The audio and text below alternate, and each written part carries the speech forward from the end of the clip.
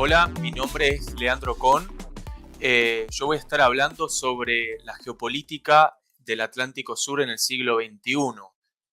Yo me dediqué durante muchos años a estudiar diversas cuestiones geopolíticas y creo y es algo que, digamos, en los próximos años, próximas décadas, vamos a estar viendo un gran movimiento en el Atlántico Sur, en la Antártida, y la Argentina tiene una posición clave en todo esto. Me parece que es importante que entendamos dónde estamos posicionados en el mundo, en el mapa mundial y en los movimientos que están ocurriendo hoy a nivel geopolítico, a nivel internacional y dónde está posicionada casualmente Tierra del Fuego en todo esto. Así que voy a avanzar con mi presentación de una manera, digamos, de más general a menos general para llegar a entender por qué es importante y por qué es relevante Tierra del Fuego y por qué es necesario tener una mirada nacional en torno a la posición geoestratégica que tiene la provincia. Actualmente, digamos, la situación global actual es que estamos en un momento, un periodo histórico que tiende hacia una multipolaridad competitiva. Es decir, que estamos saliendo de una fase en la cual había un gran hegemón, que era Estados Unidos, y estamos entrando en una etapa donde hay muchas potencias ascendentes con capacidad de rediscutir el escenario internacional, las reglas del juego, y en esa discusión es natural que aumente la conflictividad. Por eso hablo de competitividad. Esa conflictividad puede o no tender a escenarios de mucha virulencia. Por lo pronto ahora estamos viendo rispideces en áreas donde grandes esferas de poder se encuentran. Digamos, la guerra o el conflicto en Ucrania es un caso bastante ejemplar. Eh, la potencial o las tensiones actualmente que enfrenta Taiwán con China y lógicamente eso también pone el foco en cuestiones de Israel y Palestina, en Siria, etcétera. Todos escenarios donde hay conflicto en lugares donde se encuentran grandes influencias de poder. Eh, Eso hace que en las áreas donde se encuentran distintos intereses chocan. ¿Qué pasa? Bueno, la Antártida es una zona donde hay diversos presencia de naciones en las cuales sus intereses pueden entrar en conflicto. Y eso se sostiene gracias a lo que se llama el Tratado Antártico. Esto ocurre en gran medida por una competencia por los recursos. Estamos en un mundo donde hay una crisis energética, donde puede y va a haber una crisis alimentaria. Esto lleva a una gran inestabilidad del sistema político internacional. Al mismo tiempo hay una gran aceleración del desarrollo tecnológico, o sea, todo esto ocurre mientras la tecnología avanza a pasos agigantados. Existen tensiones militares entre Estados-nación, ya no son los conflictos que creíamos que iban a ser, sino son conflictos entre Estado-nación. Entonces el Estado-nación vuelve a cobrar relevancia y hay un aumento de la relevancia de la política científico-industrial. ¿Por qué? Porque para llevar a cabo los intereses, las naciones se apoyan en su infraestructura científico-tecnológica, en su capacidad de ocupar espacios, en su capacidad industrial de crecer y de ejercer su dominio. Entonces tenemos que la política industrial está ocupando nuevamente un rol central, como lo fue quizá a principios del siglo XX. La política industrial obedece a, digamos, trata de suplir preocupaciones geopolíticas. La política industrial sirve para agregar, digamos, para mejorar las cadenas de valor. La política industrial está para responder a los intereses de la seguridad nacional, para mejorar la competitividad y para además eh, responder a cuestiones del cambio climático. Acá hay un gráfico, un reciente informe del Fondo Monetario Internacional que salió hace algunos meses, habla de cómo la política industrial en la última década y un poquito más ha recobrado importancia en todo el mundo, en los países desarrollados, sobre todo. O sea, no estamos ya en un escenario de no estatalidad, donde las fuerzas del mercado responden a sus propios intereses, sino el Estado está tratando nuevamente de impulsar el desarrollo tecnológico, científico, la capacidad industrial. Eh, en esos gráficos que de alguna manera sintetizan estos informes, vemos cómo las economías avanzadas y las economías de mercado emergentes de desarrollo han aumentado políticas de subsidio y en el caso del gráfico que muestra el número de medidas políticas aplicadas en 2023 es en aumento. ¿Aumento de qué? De políticas y de intereses en torno a la política industrial.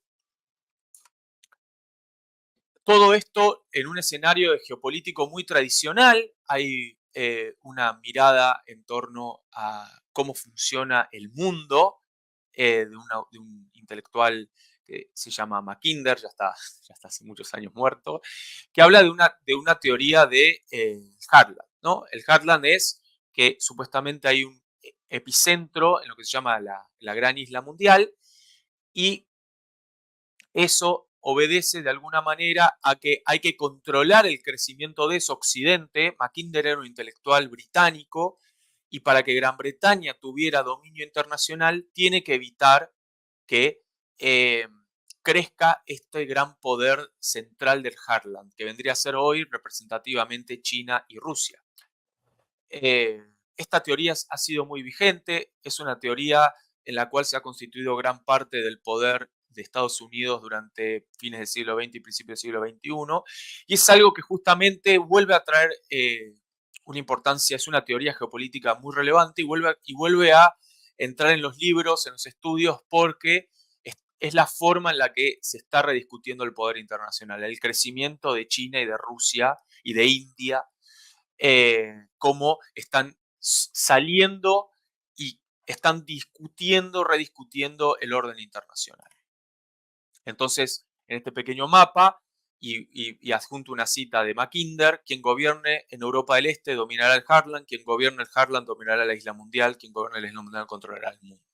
Entonces nosotros tenemos que por un lado Rusia avanza hacia, en su caso hacia el oeste, o sea, hacia la Europa del Este, y China avanza hacia el mar. Entonces tenemos como una división quizá de roles, de poder terrestre, poder marítimo, y eso es lo que está hoy rediscutiéndose en el mundo. Entonces acá tenemos un otro, digamos, todos los mapas que estoy incluyendo tienen las respectivas fuentes. Acá vemos cómo se está rediscutiendo el rol del mar y el rol de la tierra en esta digamos, gran estrategia china de controlar el comercio marítimo y controlar el comercio eh, terrestre por medio de su One Belt, One Road, eh, su gran estrategia nacional de desarrollo. Y entonces tenemos acá de vuelta, digamos, de una forma cómo es la nueva ruta de la seda, ¿no? Cómo es esta salida que está ocurriendo en el mundo, ¿no? Acá tenemos entonces, de alguna manera, cómo se fue organizando el mundo y nuestras miradas rápidamente se vuelcan hacia el sur, ¿no? Un territorio en disputa. Y ahí está la Argentina. Ahí la Argentina tiene mucho que decir, porque tenemos un territorio que hoy está en disputa por Taiwán, por el aumento de la expansión china hacia el mar, como el Atlántico Norte ha sido, digamos, controlado gracias a una gran alianza militar, que es la OTAN, pero el sur está libre de alguna manera. No existe esa geopolítica tan clara. Sí existe ocupación territorial por parte del Reino Unido. La Antártida es un gran espacio donde existen la presencia de muchas potencias y la Argentina está ahí.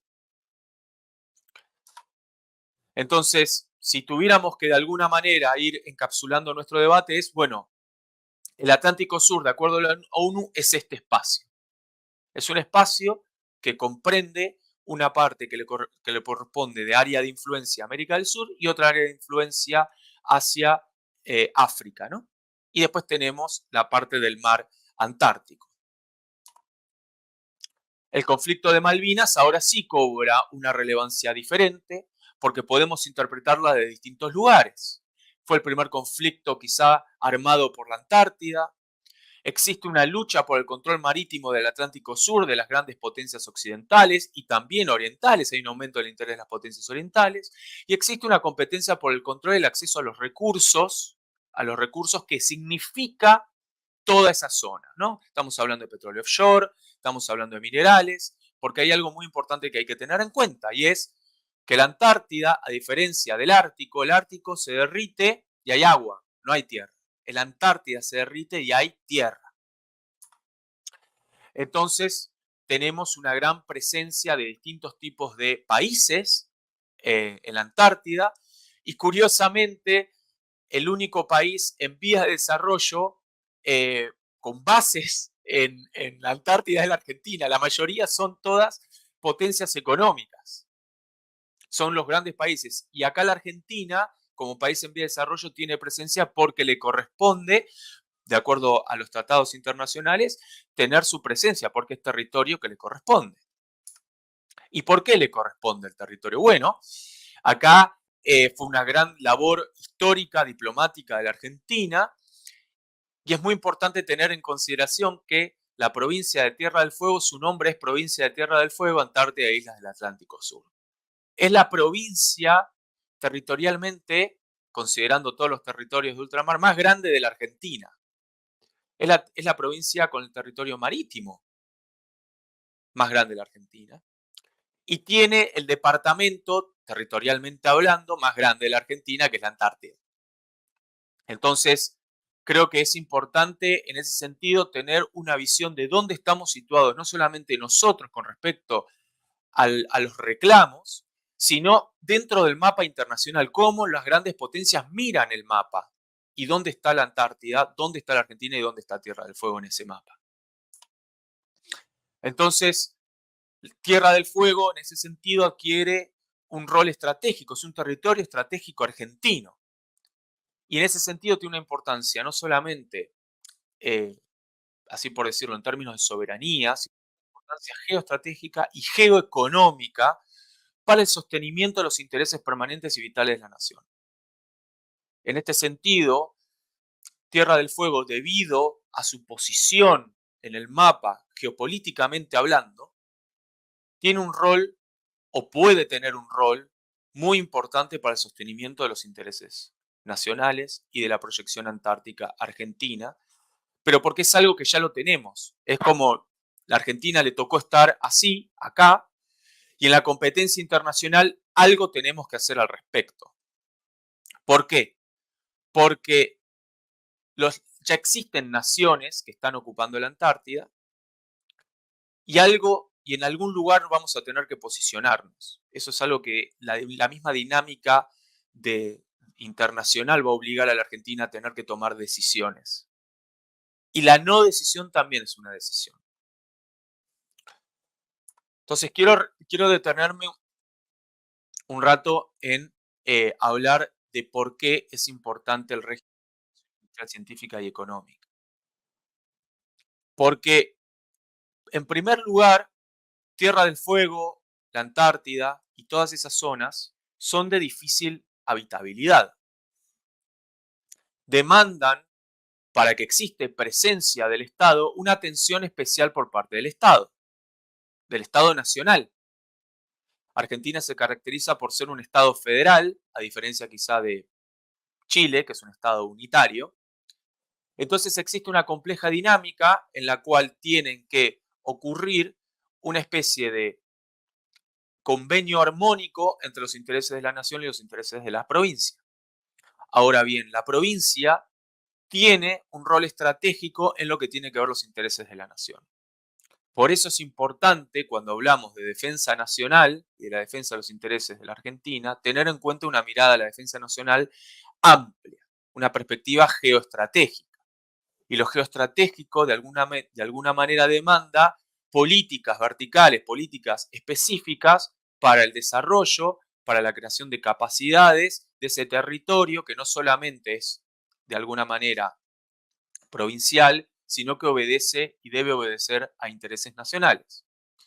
Esto implica, en gran medida, ampliar las capacidades para la proyección marítima, insular y antártica. Al ser uno de los territorios más australes del mundo y por su capacidad de todavía estar en territorio nacional argentino, es necesario que cualquier interés que quiera digamos, perseguir la Argentina en cuanto a la proyección insular, a los recursos que implica la explotación de petróleo offshore, para el acceso a las bases científicas de la Antártida, es necesario crear un polo logístico, puertos, capacidad de reparación de barcos, capacidad de rescate. Existen toda una serie de cuestiones asociadas a eso que convierten a Tierra del Fuego en un lugar estratégico. Y eso de alguna manera demanda una atención estratégica y específica. En este sentido, no solamente es necesario ampliar las capacidades, sino también sostener un polo a lo largo del tiempo, un polo logístico, científico y militar. Para que ocurran las campañas a la Antártida, por ejemplo, es necesario que se sostenga un polo logístico con capacidad de ir y venir no solamente en verano, sino también en invierno, porque además la Argentina es el segundo país con mayor población en la Antártida después de Estados Unidos. Ahora, nos preguntamos, ¿por qué Estados Unidos y China están en la Antártida? ¿Cómo es que, si territorialmente están tan lejos, acceden? Bueno, porque existe el Tratado Antártico. El Tratado Antártico, de alguna manera, que tiene un vencimiento en el corto plazo, eh, convierte a ese territorio antártico en un área de paz científica, de diplomacia científica, en la cual muchas naciones, las que puedan sostenerlo, acceden. Y vamos al caso de Estados Unidos. Vamos al caso de las otras naciones como China, de India. ¿Qué hacen esas naciones en la Antártida? Bueno, tratan de invertir en recursos específicamente por parte del Estado para sostener las bases ahí. Bueno, es lo mismo que se le pretende, digamos, es lo mismo que se requiere que haga la Argentina.